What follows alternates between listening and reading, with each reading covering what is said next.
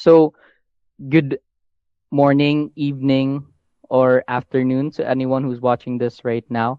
My name is Ralph Joaquin Farrell B. Balacuit, and I am part of Group 7, and we will be discussing the UNESCO MIL Policy and Strategy Guidelines, Development slash Theoretical Framework for MIL Policies and Strategies, specifically Chapter 2 of the book. And for our first topic, we have Convergence, the joined up approach presented by me. But first, a question. How do you how long do you think will it take for a message to get from one side of the world to another? Well, let's see. If we were to take a boat, it would take around 15 to 30 days. Pretty long, right? But let's see, if you were to deliver it by plane, it gets a lot shorter, 1 to 2 days. But still, that's 24 to 48 hours before you get that information. Well, nowadays, when we use our phones, uh, that time gets cut down to about less than a second. So you might be asking me, why exactly is this important? Along with rapid technology, communication today has become more connected than ever before. And once days or even weeks for a message to reach another part of the world, it now happens in just seconds. And now because of this, governments and institutions are becoming more interconnected. Policies are no longer created in isolation. Since decisions can be made in one area, it now quickly affect others.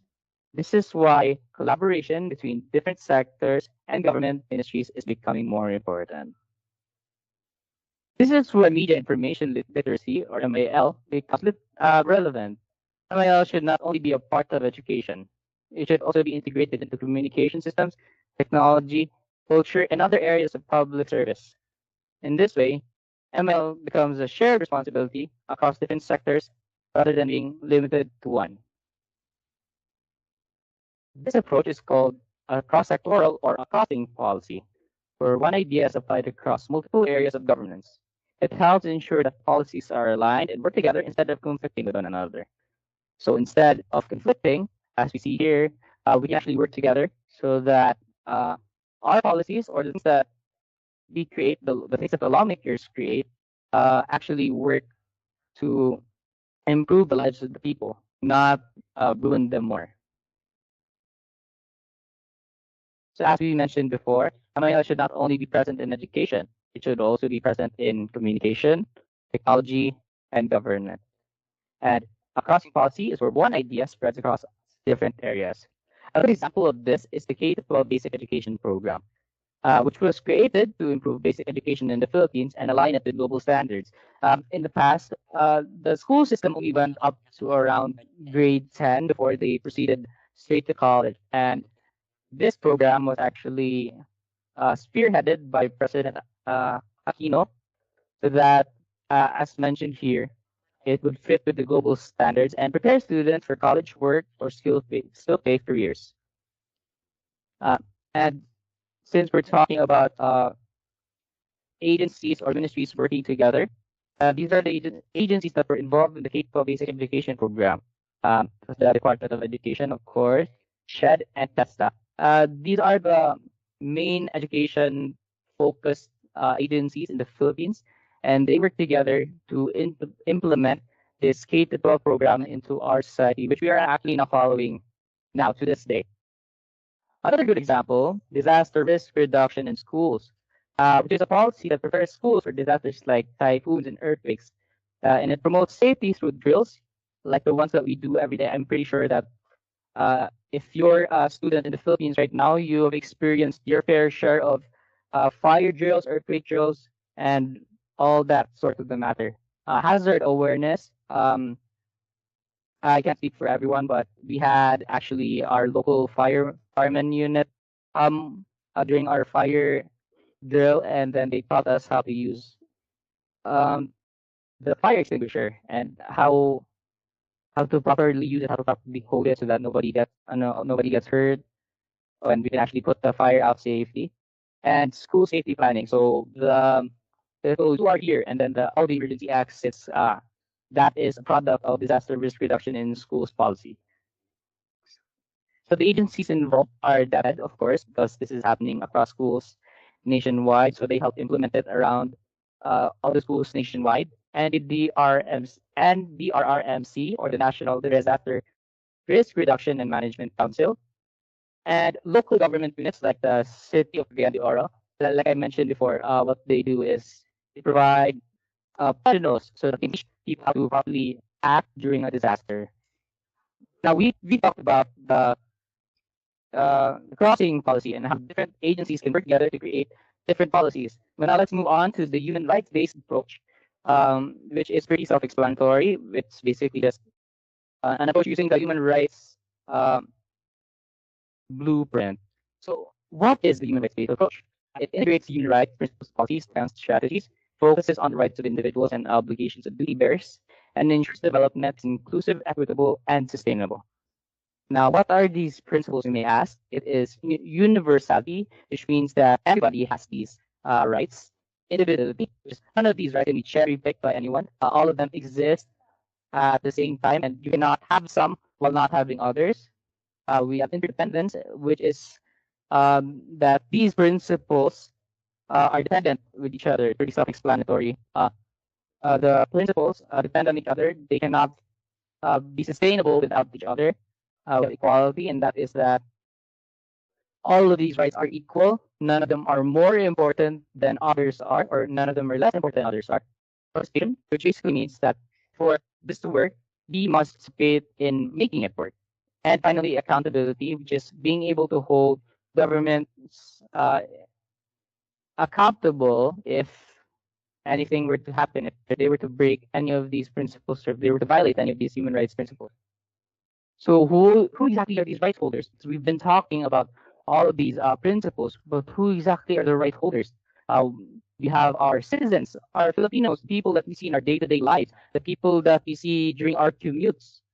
We have our learners, the people inside our classrooms, our schoolmates, our classmates. Of course, our teachers, one who teaches us, and our workers, the people who make the Philippines actually function. And for civil society groups, like NGOs, like the World Health Program, and stuff like that.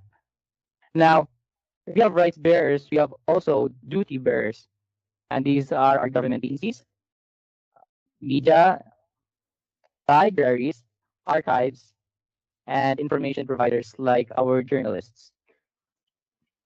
So, our rights in media and information is to access, produce, and share information in all forms, which means that we are able to create, we are able to put out information in all forms, and we are also able to access information that has been shared by others. We have the freedom of expression, privacy, dignity, and security, which means we have the right to express ourselves. We have the right to tell people that, no, this is not correct. What I believe is, or I do not believe that this is right. And nobody can tell you that you can't do that, you can't say that, because it's your right. It's your right in media and information. And to develop media and information literacy competencies, it is your, quite literally, your right to be able to learn and to be able to be literate about media and information. Now, if we have these rights, we also have responsibility as these right holders. We have to demand quality media and information. We have to demand that we will not take just any kind of information. We will not take fake information. We will take information that is true, that is factual, and that has been checked.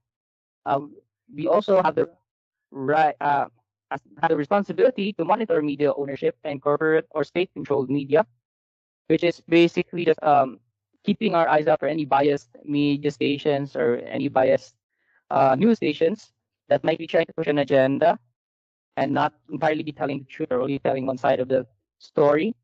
And of course, advocate for free media and protection of journalists. Because without these journalists, there would be nobody to share the information. We would not be able to get this information if it weren't for our journalists. And of course, to promote MIL in education so that more and more people more and more people actually know or actually are literate in media information and know where to find, know how to analyze this information that they see online.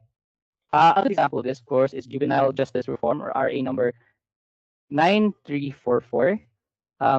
Before this RA, Children in Constitutional Law, or CICL, would often be tried as adults. So let's say a 15-year-old does a minor offense.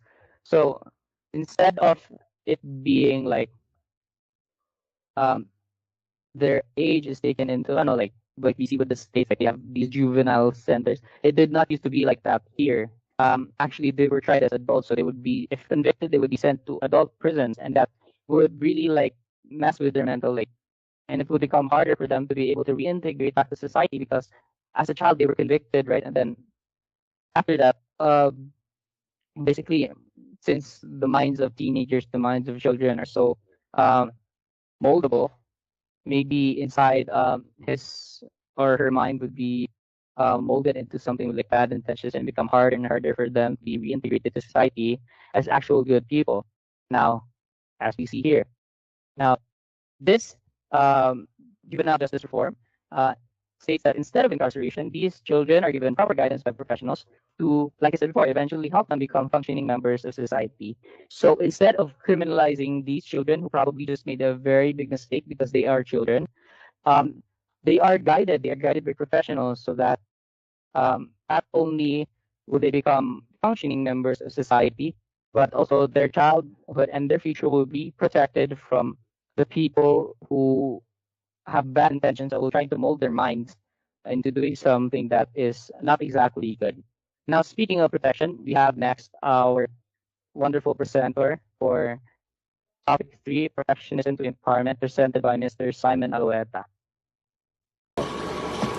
Good day, everyone. My name is Simon Alueta, and today my topic is empowerment to protectionism. So, we already know this slide. Protectionism focus on protecting audiences from harmful media. Now, let's dive into our topic. So, what is protectionism? So, protectionism protects audience from harmful media, limits exposure to negative content, and audiences are viewed as vulnerable. Now, protectionism is an approach in media education that focus on protecting audiences from harmful media content such as misinformation, fake news, violence, and other negative stuff in the social media. Now, this approach believes that audience, especially young people, can easily be influenced by media. Because of this, protectionism focuses on limiting people's exposure to harmful content instead of actually teaching them how to critically analyze media. Now, the goal of this approach is to avoid the negative effects of media by controlling or restricting exposure to harmful information. Now, why this approach or why protectionism?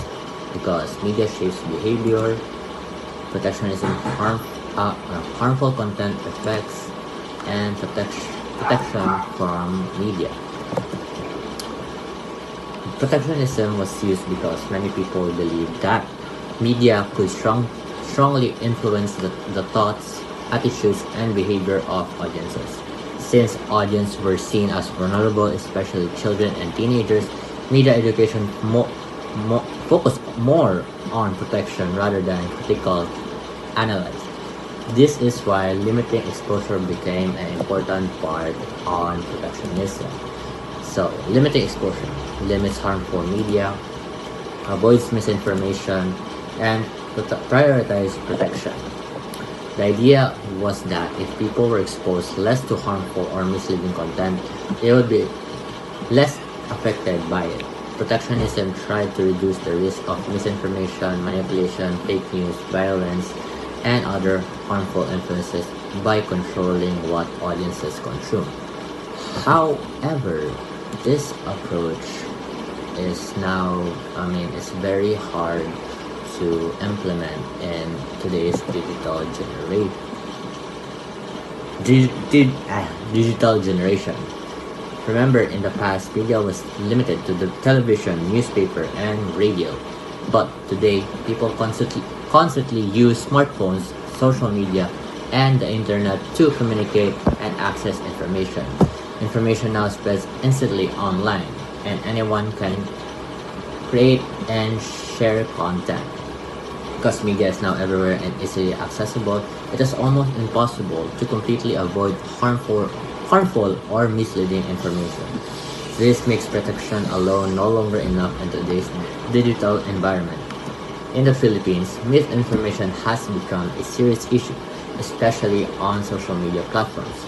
According to a 2025 social weather station survey, 65% of Filipinos said that they struggle to identify fake news, while 55% frequently encounter misleading information online. In addition, 59% of Filipino consider fake news on social media a serious national issue.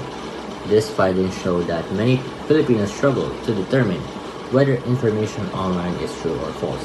Because of this situation, simply protecting people from media is no longer enough. This led to the shift from protectionism and empowerment. So now, why? Oh yeah, this slide. Empowerment develops blank critical thinking skills.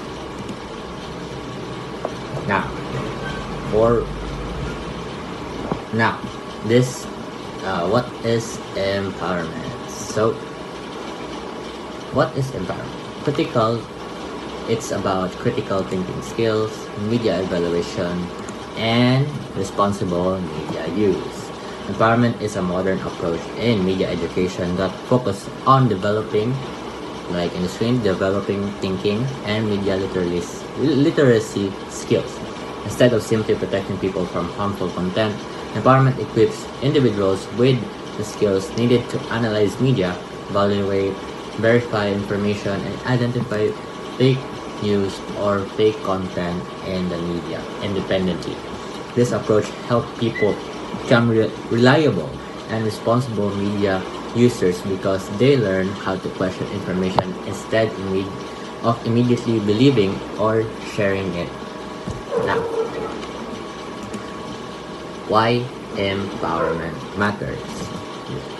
So, why empowerment matters? Because question information, evaluate credibility, and informed decisions. Empowerment also encourages people to think critically, evaluate credibility, identify bias, and make informed decisions when consuming media content. Now, does this seem very familiar to you guys? Well, yes, because in the Philippines, media information literacy or MIL, which is our class right now, is already included in senior high school curriculum through the Department of Education. The purpose of this subject, right in the bottom guys, is to help students develop critical thinking skills and become responsible users of media information. Recent studies in the Philippines also show that media literacy education or MIL improves student ability to evaluate information and identify misinformation. This proves that empowerment is more effective in today's digital environment because people cannot simply avoid media anymore. In real life, empowerment can be applied when people encounter viral posts, breaking news, or misleading information online. Instead of immediately believing or sharing information, empowered individuals are encouraged to fact-check sources, analyze content carefully, and think critically before acting. This does not also benefit you, but also it benefits for others because you help them identify whether that content is fake or not. So yes, overall this chapter shows that protection alone is no longer enough in today's digital society. Since media is everywhere, people need empowerment, the skills and knowledge to critically analyze, evaluate, and responsibly use information in their daily lives. And that will be my presentation, and I will be passing it to Krisha Sulatan. Alright, thank you, Siemon. For my topic for today, I will be talking about media and children. My name is Krisha Sulatan. So let's get on. Before we get on, let me ask you this question. At what age did you get your first gadget? I'm sure you can answer it verbally, but you can put it down in the comments. Well, according to the 2025 Common Sense Census media use by children 0 to 8, 40%, oops, okay, 40% of children have a tablet by age of 2, and nearly 1 in 4 have a personal cell phone by the age of 8 years old. That's crazy, right? But that's only in the US. Here in the Philippines, a study entitled Digital Media Practices Among Infants and Toddlers based on Filipino mothers' self-reports, the age of children when they use touchscreens for the first time ranges between 2 months to 36 months old. That is 2 months old to 3 years old, even younger. Crazy, right? Well, that is why we say media surrounds children, whether that's through television, gadgets like iPads or cell phones, like what I mentioned before, but more recently through social media. That is why we say media is everywhere. If anyone could guess that, put it in the comments. Right. With that, media is everywhere. It has sparked some debates on whether on the influence of media. So, state that media does influence children. Media can affect how children think, act, and see the world. For example, what they watch or read can shape their behavior or their opinions. But the effects are not always clear or direct or obvious because not all children respond the same. Let's say this one child is easily influenced by something, while the other is not. It can depend on their personality, and also it can depend on their environment. So like their family, their school, their surroundings can also play a big role in how media affects them. Another one is cultural values and social norms shape how they understand or react to media content. With that being said, what are the media effects? With that, there's always positive and negatives. But let's first start off with the positives. Here, one positive effect would be educational learning. Media helps children learn information, skills, and ideas through educational programs or videos, or even online sources. Like you can learn a new skill through YouTube. That's personally what I do. Another one is improved communication. Like what Ralph said before, with just one click, you can send a message across oceans and on our planet. They can use digital platforms to contact friends or families or even communities. Another one is creativity and self-expression. Children may create videos, art, music, and other content online. Another is awareness on social issues. Media exposes children to different cultures, events, and perspectives around the world. And lastly, development of digital skills. Using media and technology helps children become familiar with digital tools and information sources. That's only the positive effects. Let's now look at the negative effects. One would be exposure to violence and inappropriate content. Violent or explicit media may influence children's behavior, emotions, or even their attitudes.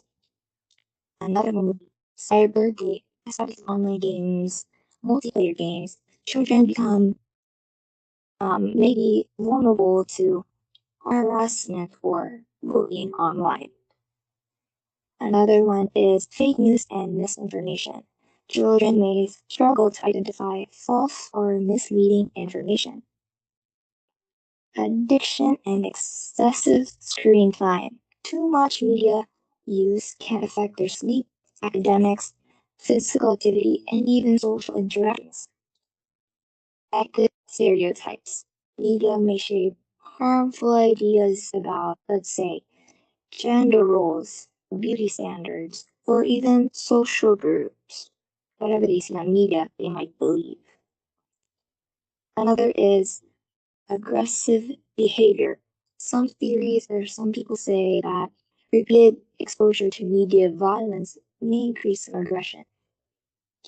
And lastly, reduced face-to-face interactions.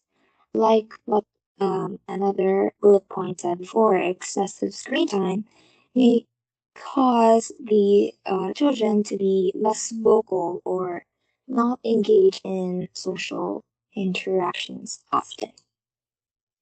But one thing is to note, the book emphasizes that children are not always passive audiences. Passive audiences meaning they don't just consume what they see online. They can also be active users of media, depending on their family environment, peer groups, culture, and school and communities. But one thing is also to note that being active users of media, meaning that they contribute or they add something or they interact with media, does not automatically mean positive or negative. The outcome depends on the child's knowledge, skill, environment, and the ability to use media responsibly. That is why this means that media effects are complex and not the same for every child. Which leads us to our next topic, which is why more emphasis on empowerment, further context for stakeholders, especially policymakers. Before we get into empowerment, let us quickly differentiate the difference between protectionism and empowerment. So protectionism is what we can call from Siemon and Alueta's report earlier. It focuses on controlling or limiting children's access to media to keep them safe, while empowerment, on the other hand, is on teaching children how to think critically and make smart choices using media. So why empowerment matters? Empowerment matters as it builds critical thinking skills for analyzing data. It helps children or people analyze and question what they see in social media. Another one would be reduced vulnerability to misinformation and influence. It can make people less likely to read fake news or be easily influenced. And lastly, prepares individuals for lifelong responsible media. It teaches a skill that they can use throughout their lives, not only while they're being monitored. Does these three simple skills seem familiar to you? Well, how is empowerment being implemented? One implementation of empowerment can be seen through MIL, or Media Information Literacy, because A, it teaches us how to be media literate, meaning understanding how media works and how messages are created. B, information literate, knowing how to find, evaluate, and use information properly. And C, being technology literate, being able to use digital tools and platforms effectively and responsibly. Before I hand the floor to my teammate here, I will leave you with this quote by Kofi Annan, which states that media is a powerful force and we must learn how to use it wisely. Thank you, that's all for me. And now I'll be handing the floor to Gazelle Selgas to talk about knowledge-based societies.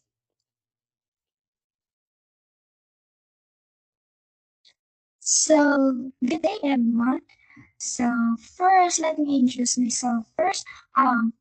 My name is Selgas, and today I will be discussing the topic 6, which is entitled Knowledge-Based Society. So, the world are not just physical or real places, but they also exist in virtual spaces. So, in countries like Japan, China, Singapore, affects their lives. I mean their everyday lives, such as their personal relationships, social activities, and even politics are now closely connected to digital technology. And yeah, so let me guys ask you a question first. So who here uses any tax or something? So you can guys just drop it in the comment section.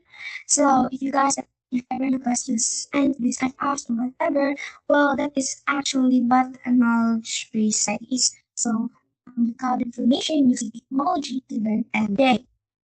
Right. Knowledge-based society. So a knowledge-based society is a society where people rely on knowledge, technology, education, and information. So it is also the main drivers of labor or natural resources. And because of this, MIM becomes very important because people need to check, understand, and use the information they see online properly. So to further explain it, let me give you guys a little background about what a knowledge-based society is. Thank you. So here is a little background of what a knowledge-based society is. So in 1970s to 80s, the scholarly policy, literature, and communication for development demonstrated that despite the growth of MIL initiatives, the development programs remain basic. And years later, it becomes bottom up. So you might be wondering what are the difference between the two. So what is censorship? So state censorship means the government is the main decision maker. For example, so Republican and Pilipinas. So basically, they are the one who implements, leads and control, while us more the active participants are followers. While on the other hand, bottom-up approach means citizens and communities are the main decision makers. For example, NGO or non-governmental organization. So basically, this is an example of bottom-up approach because the people here are actively contributing. So an example of NGO would be Jieb, because as what I said, people are actively contributing to it in terms of needs and sisters. So here is global initiatives for knowledge-based society. So the first one would be United Nations Educational, Scientific, and Cultural Organization, or UNESCO. So basically, they're the one who promotes education, media literacy, and freedom of information. And another one would be next, Information and Communication Technologies for Development, or ICT4T. So basically, by the name itself, they also promote technology literacy. So next, please. Example of a knowledge-based society in field-free context. So the Information and Communications Technology, or ICT. So here is a photo, guys. So this was posted by an international agency named International Communication Partner by the ICT. So these people in this picture are actually from a indigenous community from Barangay Magpaganahin, Davao, Marilog District. So basically, they were trained on using computers, mobile devices, and internet that was provided by the PLDT. So they were trained because they want them to become more included in a digital world and improve their opportunities in life because as we all know that these people live in remote areas, right? So next one, yes, that will be another one. Please, the previous slide.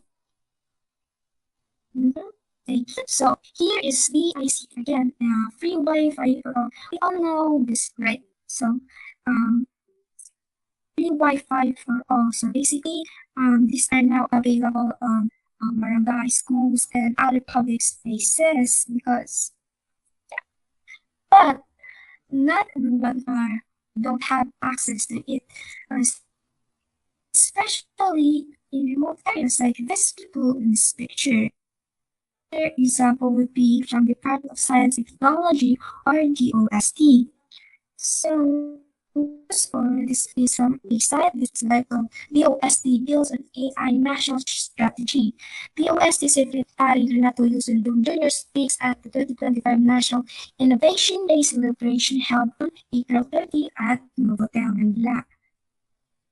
So,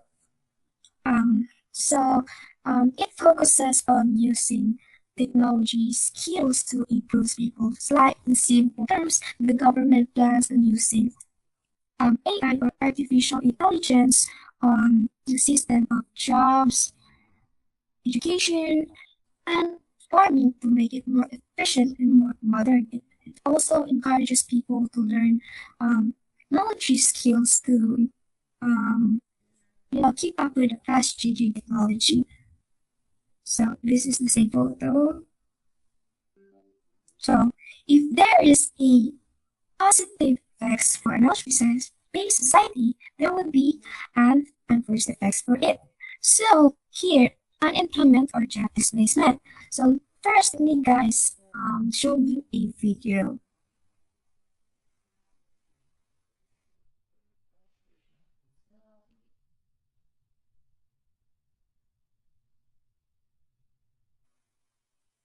So I'll just play it here.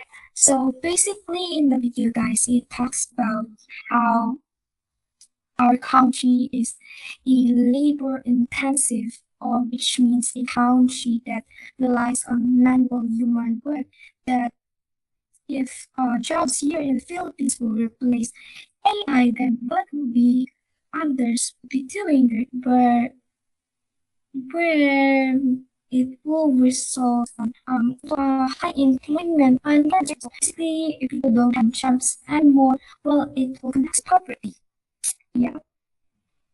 Here is a table posted by the PSA. So in this table, we can see that in year 2020, which is the highest unemployment rate that has 10.3%. So which is very reasonable because it was pandemic back then.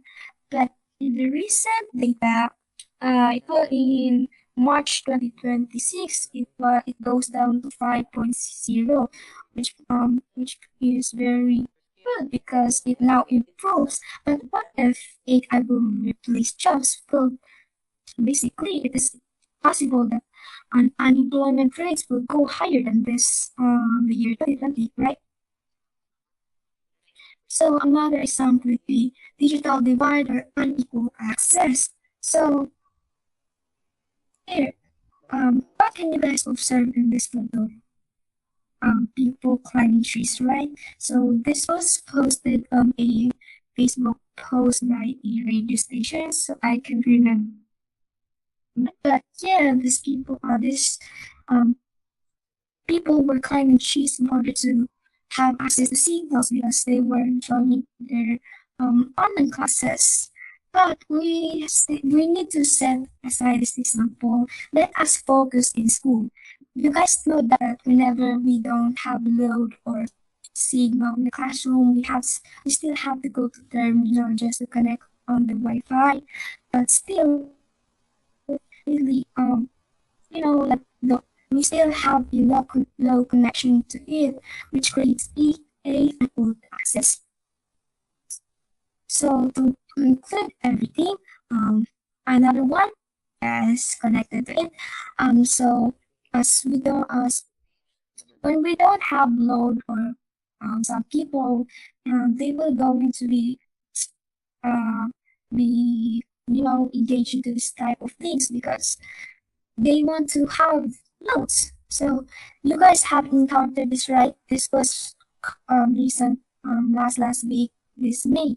So basically, the context of this is when you click this link, you will have a free load valid for 1 month. Then, in order to get the free load, you still have to pass it to various people and hit the 100% thing, like stuff like that.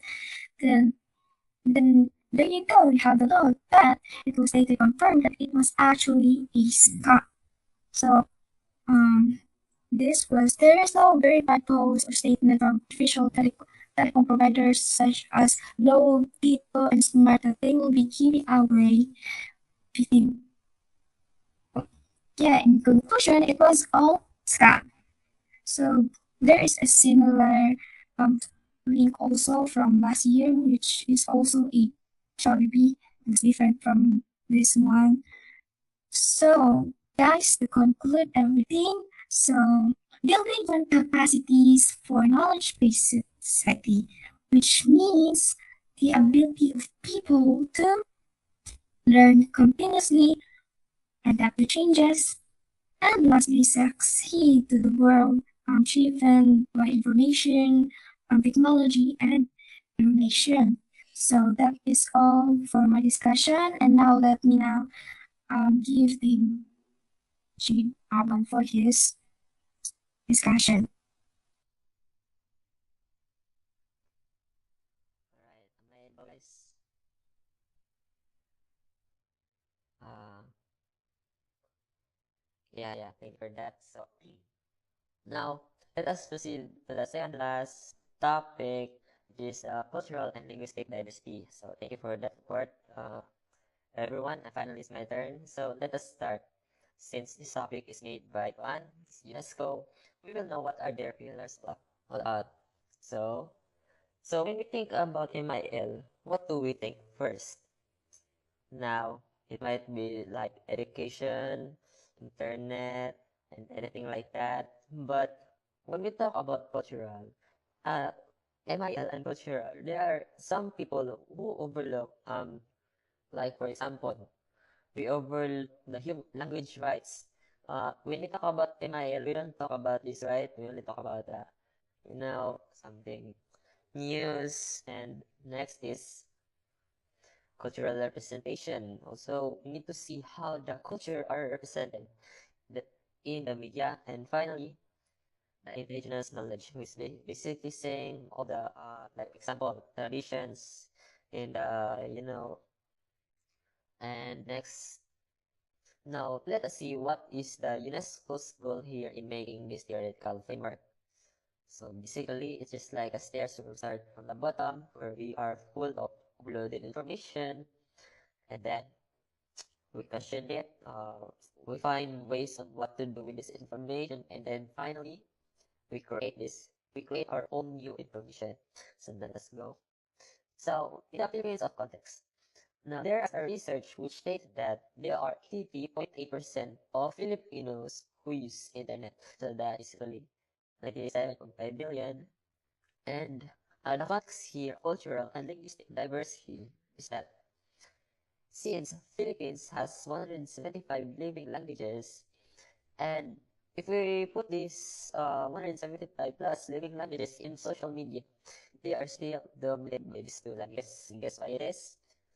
Yeah, it's basically Tagalog and English. We don't see other languages often in social media in what's that called? Yeah. Next is now let us see the first issue regarding to the theoretical framework. So according to the policy, our policy in 2024 in RA 12-027, which is the, let me remind you first, did you guys remember the subject MTB from grade 1 to grade 3, something in that one area?